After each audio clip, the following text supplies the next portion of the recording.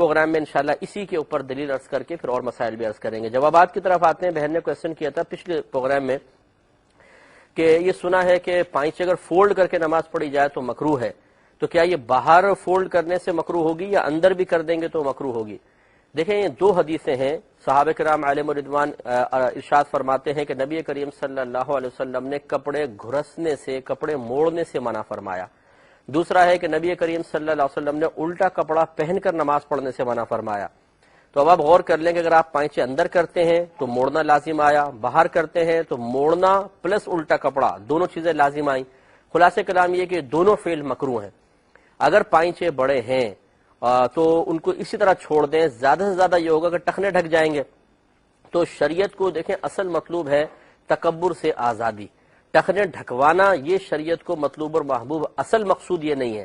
ورنہ اگر ایسا ہوتا تو آپ موزے پہن کے نماز پڑھتے تو وہ بھی مکروہ ہوتا، اس لیے کہ ٹخنے ڈھکے ہوئے ہیں.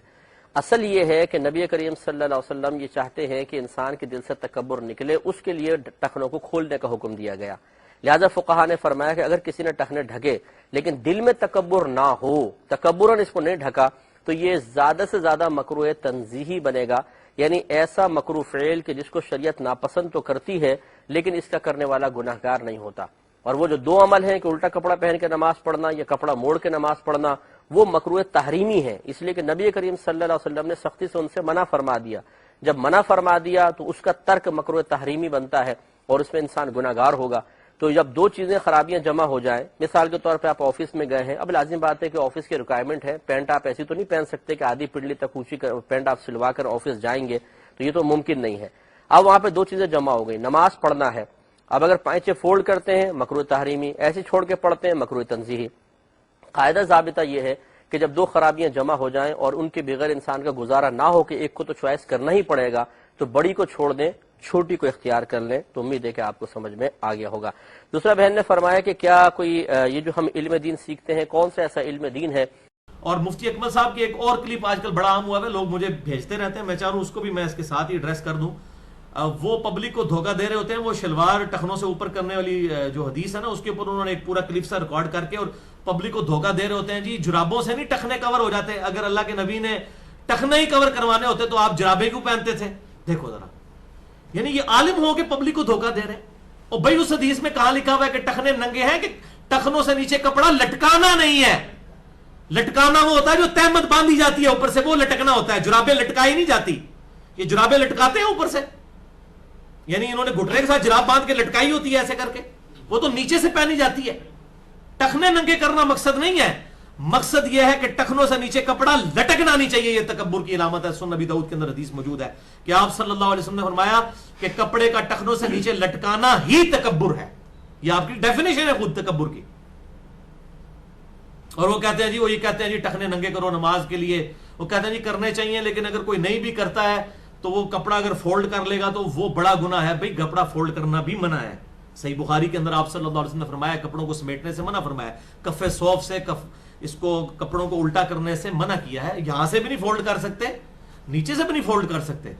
یعنی شلوار ہی ہم تو ہمارا تو اپنا جو ہے وہ ہزار بند ہی اتنی ہوتی ہے کہ وہ ٹخنوں سے اوپر ہوتی ہے، ٹھیک ہے، تو وہ اوپر ہی ہونی چاہیے. لیکن ایز اے لاسٹ ریزارٹ کبھی کوئی شخص جس کے پاس ایسی صورتحال ہے کہ اس کے ٹخنوں سے نیچے ہے، پینٹ ہے، اور اب یا شلوار ٹخنوں سے نیچے ہے اور اس نے چھوٹی نہیں سلوائی، اب نماز کے لیے ہے تو کم از کم اس حالت میں اس کو ضرور اوپر کرے.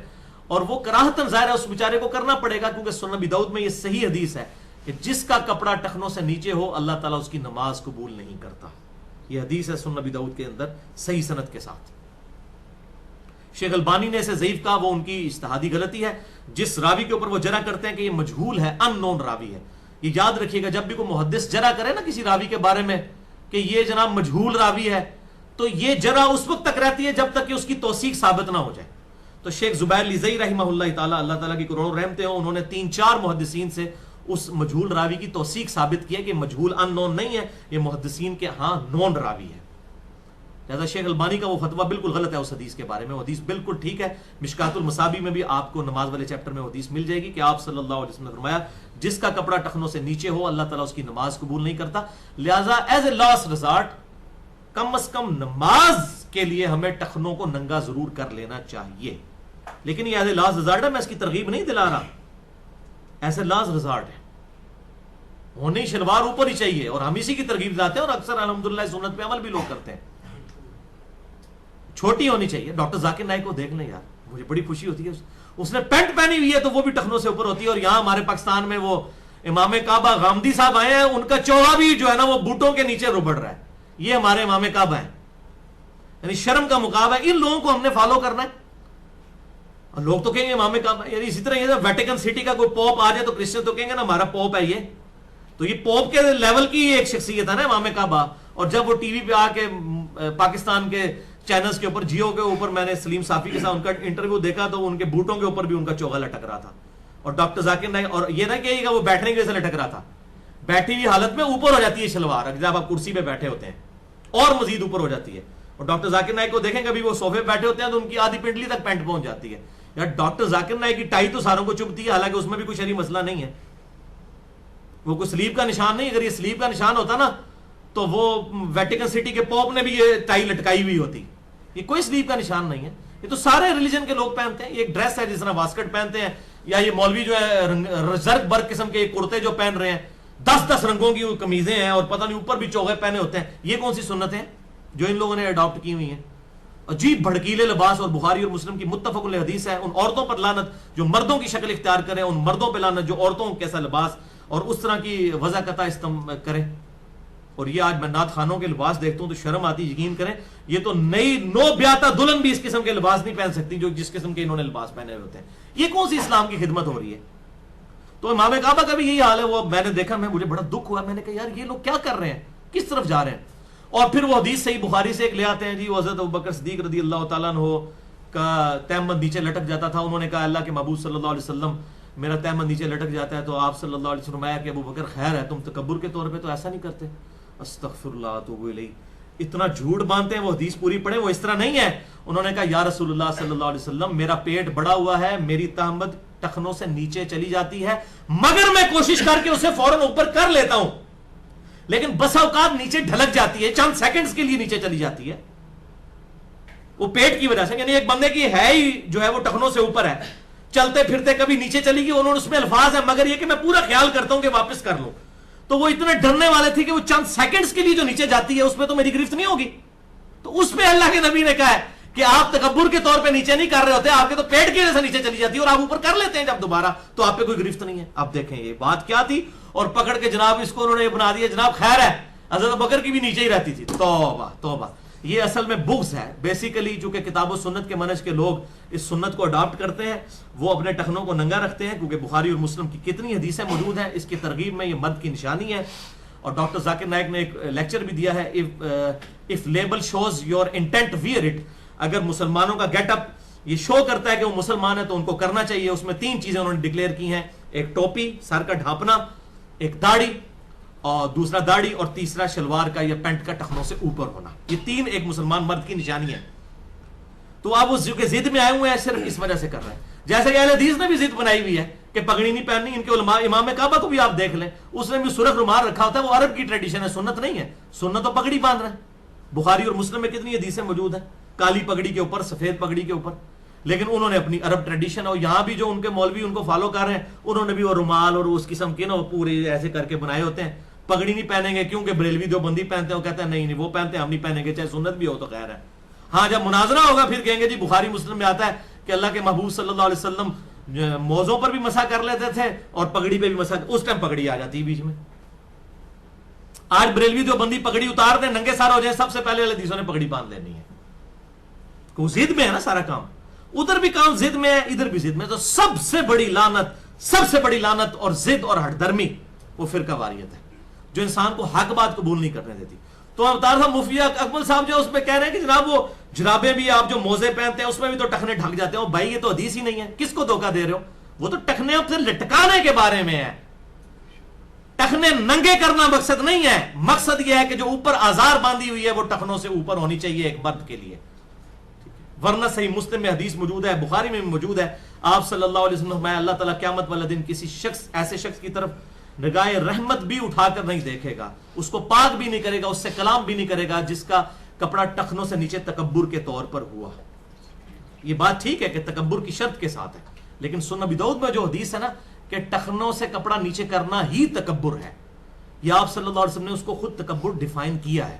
لہٰذا احتیاط اسی میں ہے, سلامتی اسی میں ہے کہ اس سنت کو زندہ کیا جائے, اور کرتے ہیں تمام مکاتب فکر کے لوگ جو پریکٹسنگ جتنے مسلمان ہیں نا وہ کرتے ہیں. تبلیغی جماعت والے اگرچہ دیوبندی ہیں وہ کرتے ہیں, دعوت اسلامی والے اگرچہ بریلوی ہیں لیکن ان کے بھی جو پریکٹسنگ لوگ ہیں وہ شلواریں ٹخنوں سے اوپر رکھی ہوتی ہیں, بلکہ الیاس قادری صاحب خود ترغیب بھی اس کی دلاتے ہیں کہ ٹخنے ننگے ہونے چاہیے. یہ کرتے ہیں, یہ نہیں ہے کہ یہ صرف کوئی اہل حدیث کی نشانی بنی ہوئی ہے, نہیں ایسا نہیں ہے, سب لوگ کرتے ہیں, سب پریکٹسنگ لوگ. لیکن جب وہ ضد بازی آ جاتی ہے نا پھر اس میں معاملہ ہو جاتا ہے. اس میں یہ ہے کہ افضل تو ہے آدھی پنڈلی تک, لیکن وہ صحیح مسلم میں حدیث ہے آدھی پنڈلی تک افضل ہے, اور آدھی پنڈلی سے لے کر ٹخنوں تک کچھ گناہ کی بات نہیں, لیکن ٹخنوں سے نیچے آگ میں ہے تکبر کے طور پر, اور یہ تکبر کی ڈیفینیشن میں آتا ہے. لیکن یہ یاد رکھیے گا خدا کے لیے کسی پہ آپ نے فتویٰ نہیں لگانا, یعنی اگر کسی کا کپڑا ٹخنوں سے نیچے لٹک رہا ہے آپ نے یہ نہیں کہنا یہ متکبر ہے, کیونکہ بہرحال تکبر دل کی کیفیت کا نام ہے. اگر کوئی شخص فیشن کے طور پہ بھی ٹخنوں سے نیچے کپڑا کرتا ہے نا تو ہم اسے بھی متکبر نہیں کہیں گے, ہم یہ کہیں گے سنت کے معاملے میں سستی کر رہا ہے, جب تک کہ اسے تکبر وہ خود تکبر کہتے ہوئے نہ کہنا شروع کر دے. یہ تکبر کیوں تھا؟ مطلب اگلے زمانوں میں کپڑا بہت مہنگا ہوتا تھا, اور پرانے بادشاہ جو ہوتے تھے نا وہ بڑے بڑے چوغے پہنتے تھے, اور پیچھے ان کے کئی ملازم ہوتے تھے جو ان کی وہ نا بڑی بڑی گون اٹھا کے چل رہے ہوتے تھے. ان کو ٹیل کیریئر کہا جاتا تھا, ٹیل کیریئر, ان کی دم کو اٹھانے والے. اسی کی ایبریویشن وہ بنائی ہوئی ہے نا ٹی سی, ٹیل کیریئر. تو یہاں کوئی خوشامد کرے اس کا نا ٹی سی کرتا ہے, وہ ٹی سی یہی ہوتی ہے کہ وہ جو اس ٹائم میں بڑے بڑے بادشاہ تھے نا انہوں نے کپڑا بڑا مہنگا ہوتا تھا, تو جو جتنا امیر ہوتا تھا یا کوئی بادشاہ ہے تو اس نے بڑی سی گون پہنی ہوئی ہے, پیچھے زمین پہ لٹک رہی ہے, پیچھے اٹھا کے وہ چل رہے ہوتے ہیں. ظاہر ہے وہ اٹھائیں گے نہیں بیچارے, تو اتنا وزن کون اٹھا کے, ٹگئی کو چل سکتا ہے نا, انسان تو نہیں چل سکتا. اتنی بڑی اگر کوئی گون کسی نے پہنی ہوگی زمین سے جب لٹکے گی اور زمین سے رگڑ کھائے گی, فرکشن ہوگی, تو کیسے بیچارہ چلے گا.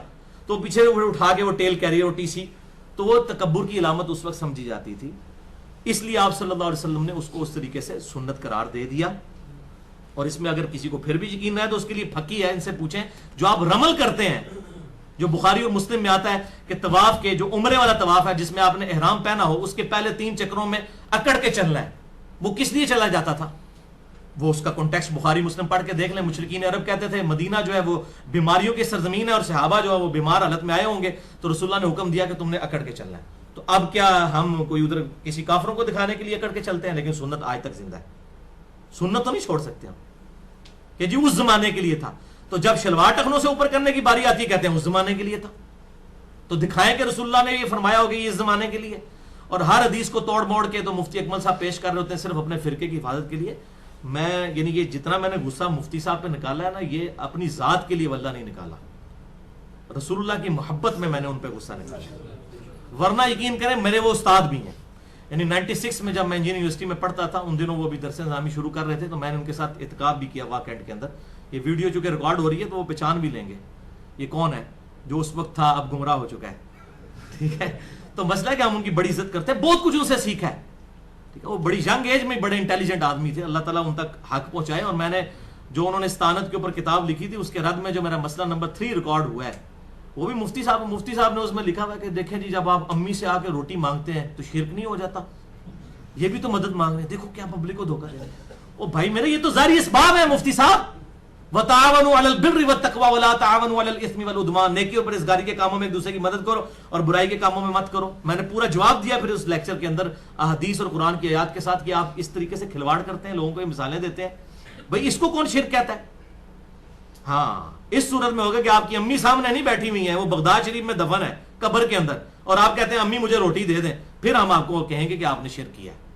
غائب میں پکاریں گے ایاک نستعین امن یجیب المضطر اذا دعا, بھلا بتاؤ تو کون ہے جو مصیبت میں گھرے ہوئے شخص کی فریاد کو سنتا ہے, ویکشف السوء, اور اس سے اس کی برائی کو بھی دور کر دیتا ہے, ویجعلکم خلفاء الارض, اور تمہیں زمین پہ اگلوں کا خلیفہ کرتا ہے. الہ مع اللہ, کیا اللہ کے ساتھ کوئی اور الہ بھی ہے جو مصیبت میں گھرے ہوئے شخص کی فریاد کو سنتا ہے اور تکلیف دور کرتا ہے؟ آپ صحابہ نے تو نہیں کہا یا رسول اللہ پھر امی سے روٹی نہ مانگے, آپ سے ہی مانگا کریں. اے اللہ آپ سے ہی روٹی مانگیں گے, اپنی امی سے نہیں مانگیں گے. ان کو پتا تھا یہ غائب میں مدد کے لیے دعا کی بات ہو رہی ہے, یہ کنستعین. ظاہری اس بات کا تو اسی قرآن نے حکم دیا ہے, وَتَعَاوَنُوا عَلَى الْبِرِّ وَالتَّقْوَىٰ وَلَا تَعَاوَنُوا عَلَى الْإِثْمِ وَالْعُدْوَانِ. اس میں فرق ہے, تو میں نے اس پہ پورا لیکچر دیا ہے. مسئلہ نمبر 3, دعا صرف اللہ ہی سے, اور اسی کی ایکسٹینشن ہے مسئلہ نمبر 43 وسیلہ اور توسل کے صحیح احکام و مسائل، اور میرا ریسرچ پیپر نمبر 3 بھی ہے دعا صرف اللہ ہی سے، اہل سنت پاک.com پر جو ہماری ویب سائٹ ہے اس میں یہ موجود ہے الحمدللہ۔ تو ہم اسی کے اوپر آج اپنی گفتگو کنکلوڈ کرتے ہیں، آیت نمبر 100 کے اوپر سورۃ النحل کی۔